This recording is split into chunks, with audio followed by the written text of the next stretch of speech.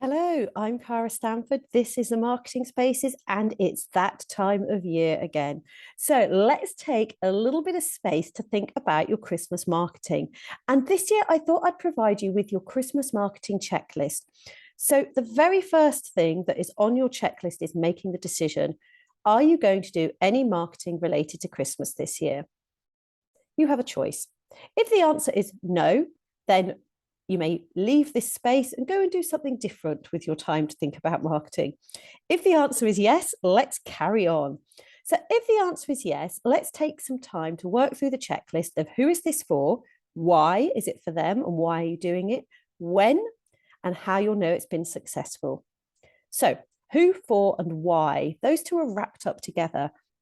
It's really good to have a think about the key segment that you want to aim this at, but also at which stage of the buyer's journey they are at. So it could be, you say, right, actually, I'm just going to focus my Christmas marketing on my loyal customers, the customers that know me, that like me, that have been with me throughout this year. I want to thank and reward them.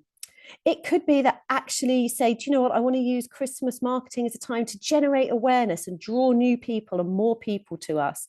So that's a very different approach to marketing. So the loyal marketing would be more intimate, perhaps personal gifts, depending on how large your client base, personal handwritten cards. Awareness Christmas marketing would be about campaigns and fun things and getting your name out there again. And then you can see how it varies at the different stages of the buyer's journey. Clearly, you don't have to choose just one. You could say, actually, I want to aim this at those that are already interested in us. So those that are perhaps, signed up to my newsletter, reading the blogs, following me on the various socials. I want to do some marketing for them. And part of that marketing is to remind them that we are here, that we exist, and maybe to nudge them into considering making a purchase from us. This is going to vary depending on your business, depending on what is happening in your marketplace at this time of year. So it could be that you're a business that has a massive boom time at Christmas. Well, in that case, of course, you're going to be wanting to make sure your Christmas marketing is nudging people through all of those different stages, making the unawares aware of you, the awares interested, the interested considering, the considering actually purchasing, adopting, and then the ones who have bought from you loyal. Choose what works for your organization. Next on your checklist, when you're going to start it. This is a huge issue because some people have that, oh, it's too early for Christmas marketing. Other people start too late for their marketplace.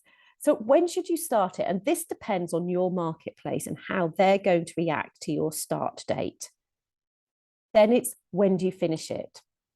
Does your Christmas marketing finish 2 days before Christmas, Boxing Day, New Year's Day?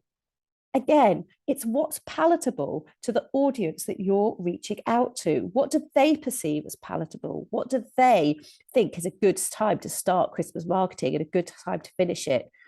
Once you've chosen that, obviously you work backwards and then you make a plan. How do you know it's been successful? Well, you have to set your key performance indicators. So if you are doing Christmas marketing campaign to increase awareness and generate new traffic and new people to your website or to your socials, a key performance indicator will be around that. If you're doing it for customer loyalty and to show people, your customers, your appreciation, perhaps a key performance indicator would be the average lifetime value of your customer, that your customers stick with you and they stay with you. Choose the big key performance indicator that's one thing that overall will help you go, yes, this Christmas marketing has been successful. And then we need to know how it's going along the way. And that's looking at your outcome measurements and your activity measurements. So let's take the example of you're doing your Christmas marketing for people that already know you, are engaged with you. So they're interested in what you're doing. And what you want to do is you want to nudge them into considering making a purchase decision from you. So your activity measurements might be that you send out personalized e-shots, personalized direct messages on LinkedIn. You might run a webinar just for them. So those are the activities that you do. So when you do those activities, that means you've achieved your activity measurements. An outcome measurement might be the number of people that come to the webinar, the open rate of the e-shots, the click-through rate of the e-shots. Your outcome and activity measurements are good indicators of whether it's going well or not. So if you set up a webinar that nobody comes to, That's a good indicator you're probably not going to hit your KPI of nudging people who are interested into considering you for a purchase decision. And at least you'll have that indicator early. So figure out what's your one big measurement that will tell you it's been successful. What are the activities that you're going to do and how you're going to measure them? And what are those outcomes along the way that give you a good indication? So enjoy thinking about your Christmas marketing. Don't worry about it. It's a great opportunity. Christmas is about connection, and marketing, good marketing, is about connection. So it works for everyone. Thank you so much, and I'll see you again on the Marketing Spaces.